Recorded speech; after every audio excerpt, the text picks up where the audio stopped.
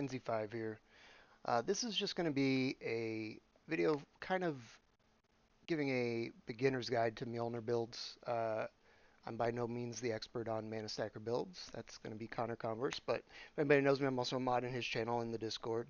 And one of the things I've noticed is a lot of players come through and kind of ask the same questions, things that seem to kind of confuse them about the build or when they're first getting into it. And I thought I'd make a video kind of going over some of those things.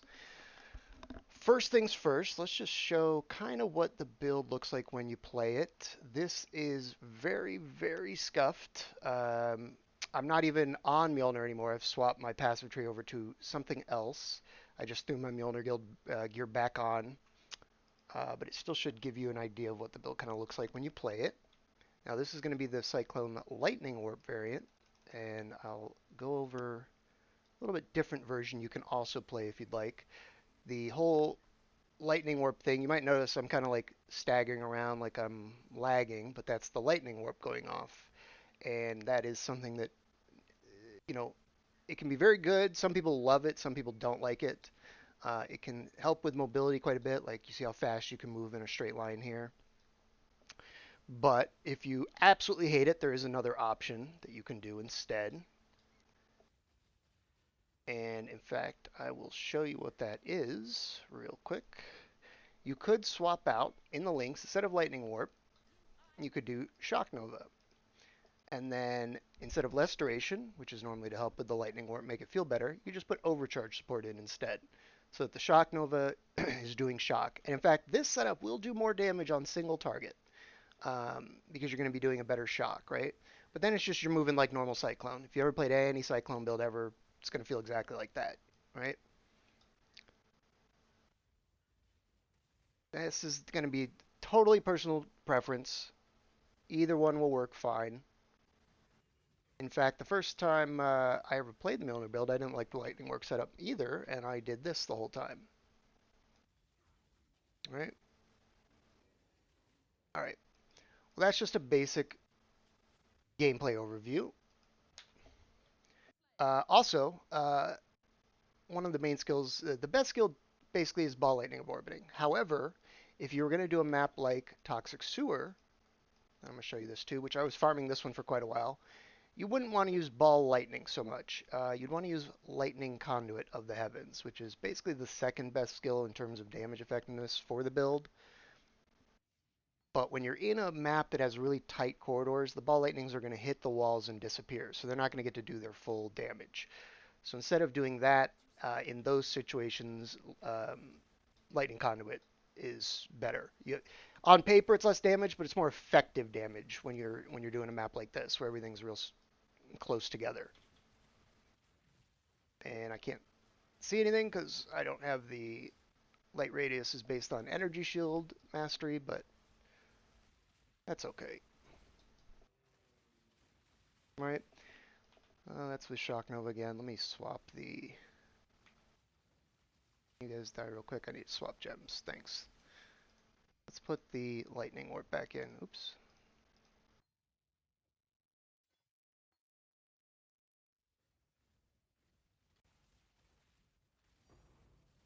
Okay, well,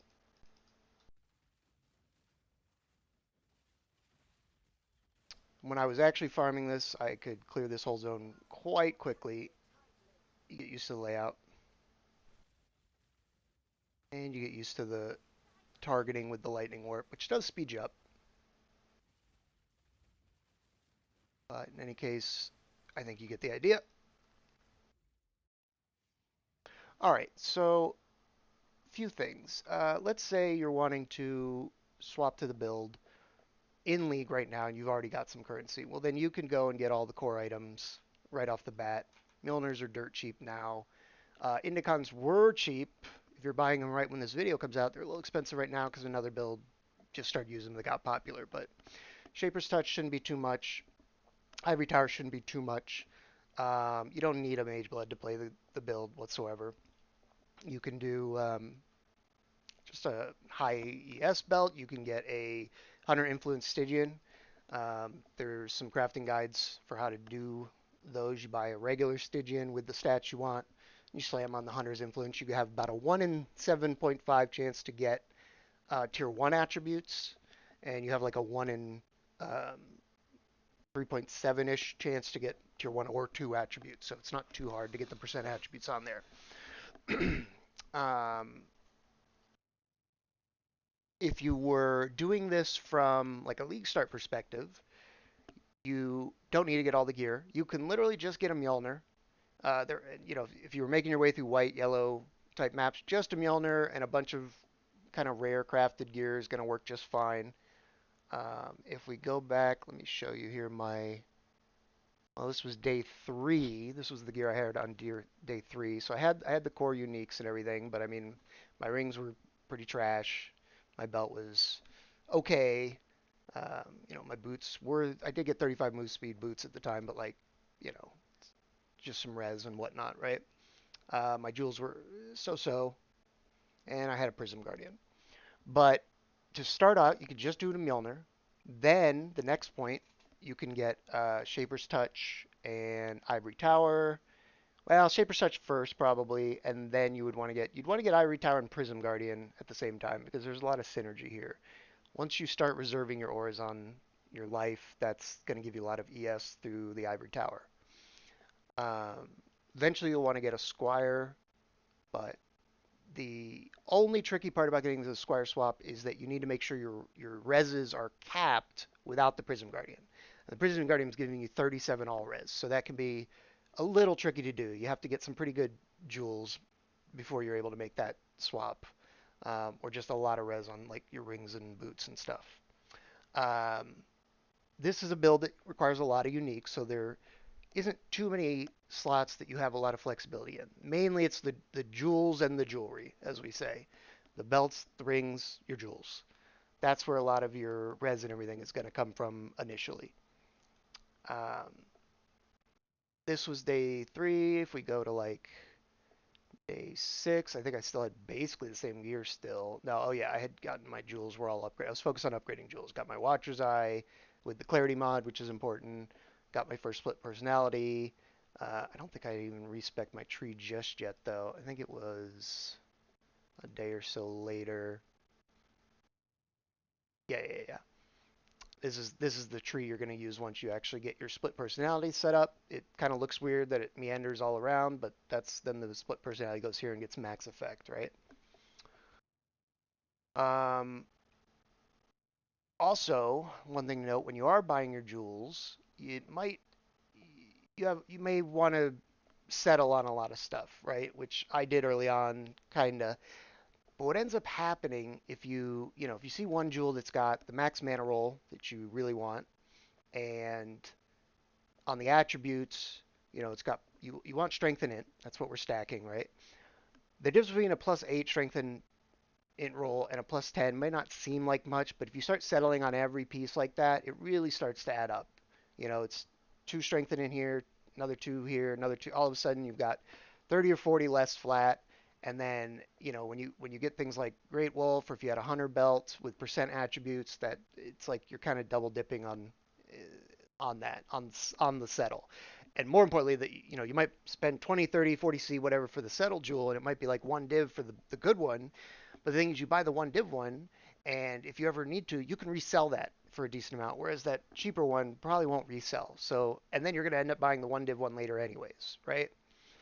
So it's a little bit better to just kind of save up to the slightly better one and get that, and you actually save money in the long run. Um, Especially when it comes to, again, that's one of the things people tend to ask about is the Squire swap. They're like, what do I need for the Squire swap? And literally all you need to be able to equip Squire over Prism Guardian is to have your reses capped without the Prism Guardian. And when you do that, now you've got 3 extra supports that you're swapping. You had your auras there before, so it's like, okay, what auras do we drop?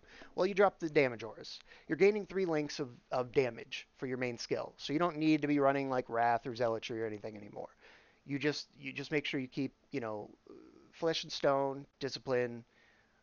You still need to have Clarity if you've got the Watcher's Eye mod, which is something you're going to want to get early on, um, somewhat early. Other than that, maybe a low level precision, depends on where your accuracy is at the time. You know, if you don't have a 100% chance to hit on your cyclones yet, you really want to get that. Eventually, you'll get there anyways, just as you keep stacking stats, right? Because you're getting accuracy per 2 int anyways. So once you get your int high enough, you're going to have a 100% chance to hit. But early on, you might need to run a precision. You know, I think I had a level 9 there at one point just to, I would think I was capped on normal monsters, but on evasive monsters, I wasn't without the precision, so I thought it was worth it. Um, Other than that, oh yeah, on Cyclone, one thing that's very important to note is that you do not want to go over 3.79. If you go into your character sheet and you click Cyclone, you go to offense, the attacks per second needs to be 3.79 or lower. Mine's scuffed right now, like I said, it's the wrong tree and everything. Now, the reason for that, you might look at Mjolnir and say, well, wait a second, it triggers every 0.25 seconds, right? So isn't that 4 attacks per second? Sort of. There's a lot of math involved in this, but basically it comes down to server tick rates. The server does not tick every millisecond, right? It's every 33 milliseconds. So over the course of 1 second, it ends up, if you had 4 attacks per second, it would trigger too often. Your Cyclone would be attacking too often, and the Mjolnir won't have come off cooldown in time, and you'll end up losing a bunch of your triggers.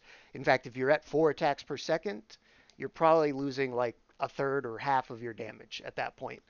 Um, so keep it at 3.79 or lower until later. You can go higher eventually once you get some cooldown reduction on your boots and whatever. But to start with the build, just keep that in mind. If you really like the build and you get into it, you can always go into Connor's Twitch or mine or whoever.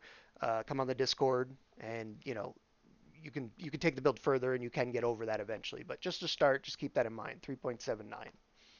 Um, Oh yeah, Indigon rolls. When you go to buy your Indigon, people get very confused on whether the increased cost of skills and the increased spell damage rolls matter.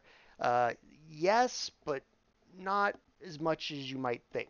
I have a perfect roll in here now, but a lot of it kind of depends on breakpoints and whatnot. The increased spell damage, like you don't need a perfect roll. You might not want a 20%, but if you're ramping and spending a lot of mana, you're probably going to hit the 2000% cap on it anyways, whether you're at a 22, 23, 24 roll, right? So if it saves you some money to get a little bit lower roll, that's fine. The increased cost also it matters, but not as much as you might think. A lot of it kind of depends on just how your mana sustain's going. Um, when you get into combat, actually, I didn't even show off the Arcane Cloak when I was doing that. I was just cycloning around, but basically what happens is if you get up against a tanky rare and you really need to do a lot of damage, you're going to pop Arcane Cloak to spend a lot of mana and ramp you in terms of your increased spell damage, right? And then as you sit there cycloning them, if you can just kill them within one cloak, perfect, you've got good gear.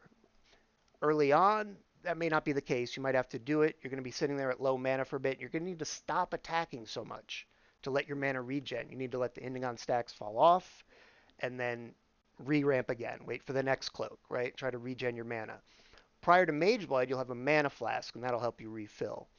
Um, Also, on that same note, there is a bit of tech with the Ball Lightning. If you're having mana issues, go get a Rune Graft of Recompense and add in a chain support to your links for Ball Lightning. Oops, Ball Lightning in.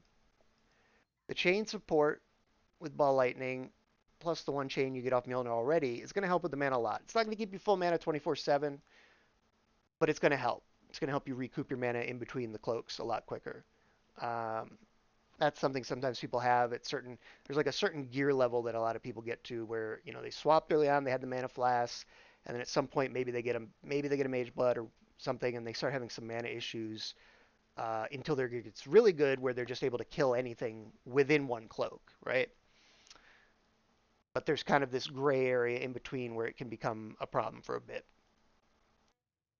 Uh, also, split personalities. That's something that gets asked a lot, which split personality to get. And it depends on where you're at. If you early on, it's just going to be an int mana one. You're just going to want an int mana split personality. Later, once you get the Forbidden Flesh and Flame combo, if you go that far with the build and you get Righteous Providence and you do the whole crit swap, then int and strength becomes the best. But prior to that, int mana is going to be just fine, and they're going to be generally cheaper. Oh, also, this league, you're really, really, really going to want to get a Doriana's prototype Merc. That means getting a Merc that can wear it, which is going to be somebody, it's got to be somebody that can wear armor ES. So a strength Merc, a strength int Merc, or an int Merc. Um, and then some negative lightning res rings. You eventually want to get that to the point where their res is negative 200. But even if you, depending on budget, if you just get it, negative 50, negative 100, whatever, that's still going to be a lot of damage upgrade. In previous leagues, the Mjolnir build often had a little bit of a damage ceiling in terms of gearing, right? Like before you started getting into like mirror tier gear, you might do somewhere between 20 and 50 million damage, right? To get much higher than that, you really had to go, a bit crazy with the gear. This league with the Dorianis, it's different. It's a lot higher. People are hitting, like 100 million damage on a budget that used to only hit maybe 20 million. So you can go a lot further with the build with the Doriani's tech on the Merc. Mm, However, if you're going to go that far, depends on, a lot of us in the manastacker community are kind of swapping over to like the aura stack build or other energy blade builds that exist because their ceiling is a lot higher in terms of the damage. You can get up to, billion damage or so on the aura stacker.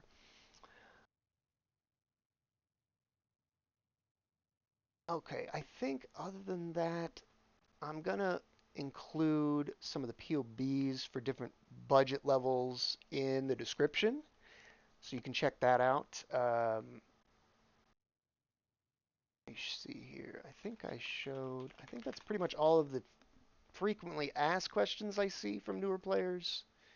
But if there's is there anything about the build that tends to confuse you, or you're just getting into it and you don't understand what all is going on with it? I guess that's the other thing. Chaos damage. A lot of people, one thing they always tend to miss is make sure on your core scaling elixir you get a used when you use a guard skill enchant, because Arcane Cloak is a guard skill. And so the only time that you should be low mana is when you use an Arcane Cloak and spend a bunch and your Indigon ramp is high. Other than that, you should generally have a pretty full mana pool, and so then the Ivory Tower is going to save you from chaos damage, right? That's the basic idea anyways. There can be little spots you get into where you pop the cloak, you didn't do enough damage to kill them before it ends, and if you don't back off and stop attacking, right? You know, Core skating lasts with 20% quality, it lasts 12 seconds, but it's 10 seconds at base. So you pop the cloak, and if you're just mindlessly holding Cyclone down the whole time, at around 8, 9 seconds, maybe a little sooner, you need to back off and let your mana regen, especially if you're fighting something that does chaos damage. If you're killing Alhesman, one of the Guardians, the Cyrus Guardians, Conquerors, excuse me, or just whatever. You're in a map that happens to do chaos damage. So there's kind of a timing thing you just get a little bit used to, where you pop the cloak, you do something, and then you're like, well, everything didn't die yet. I might get in danger. Let's back off, let my mana regen. Pop mana flask if you're still using one at that point. Okay, so yes, I think that pretty much does it for most of the frequently asked questions. Like I said, I'll put a couple of the POVs for different budget levels in this description. I'll also put a link over to Connor's YouTube, which, again, he knows the most about the build, but I think he's played these things for so long that he tends to forget kind of what it's like when you're newer to the build, what things can be confusing about it. And that was kind of just what I wanted to make this video, was to help out people that might not have played any kind of mana stacker build before, tend to come in and ask kind of the same questions over and over. All right. Okay. Well, thank you very much and have a good one.